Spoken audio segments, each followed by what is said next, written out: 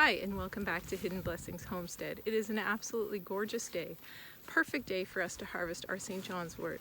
I'm going to take you down to the patch and we're going to identify and show you how to harvest as well as how to go through processing it.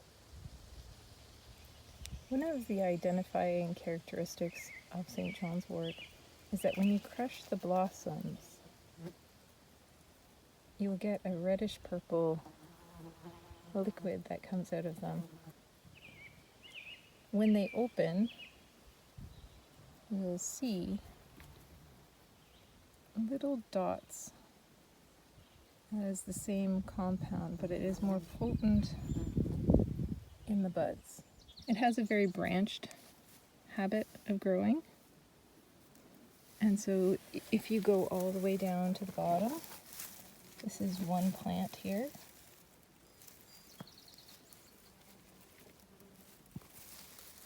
It's all coming from one location here and branching out, and then as you go up, it branches out again, branches out again, and so on and so forth, all the way up, which gives it this nice bushy look.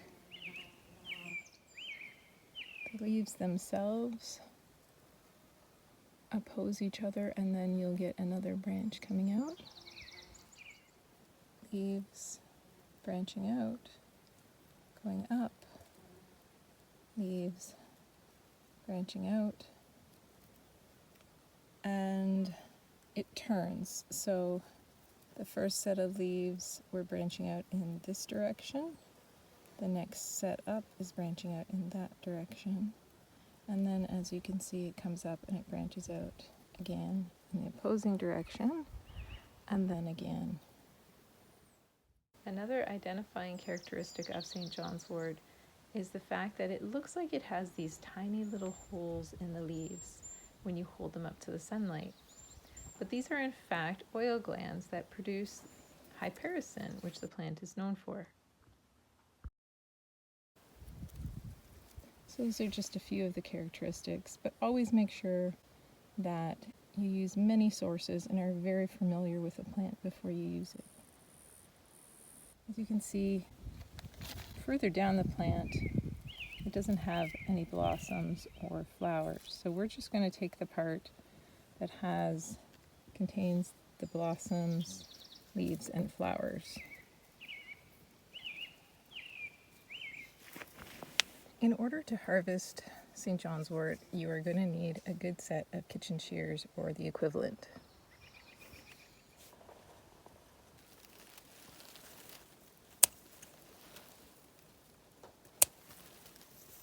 When making a herb-infused oil, you generally want to dehydrate your plant so that there's no moisture left in the plant, as it can cause the oil to go moldy. But in the case of St. John's wort, it's actually better to use fresh instead of dry. So what we're going to do to prevent the mold is we're going to allow it to wilt for the rest of the day and overnight, and then I'm going to come back in the morning and chop it up and place it in the oil. In this case, I used cold-pressed avocado oil. We then covered the jar with cheesecloth and used a ring just to hold it in place. And then, since it was a cloudy day, I placed it on my wax warmer to get rid of any moisture that still might be in the wilted plants. The wax warmer seemed to work really well. It kept the oil around 125 degrees. Another method that I've heard of that works really well is to set it on the dash of your car, or you could just set it outside on a sunny day. I placed a few layers of cheesecloth inside a sieve over top of a measuring cup and then poured it through.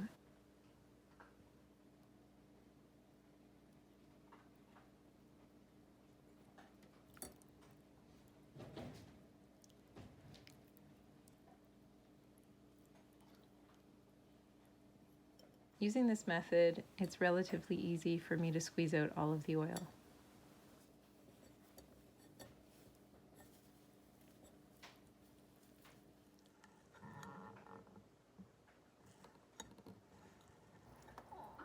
I've seen people use a potato ricer to finish squeezing the last little bit.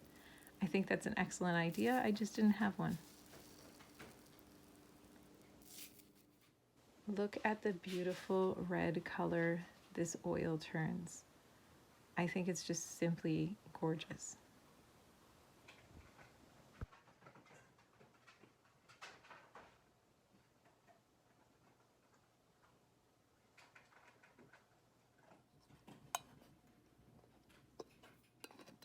You can use the oil as is or stay tuned and we'll show you how to make a healing salve out of it. Don't forget to label your jar and to stick it in a dark cupboard. Thanks for watching. Hope you enjoyed the video and have a blessed day.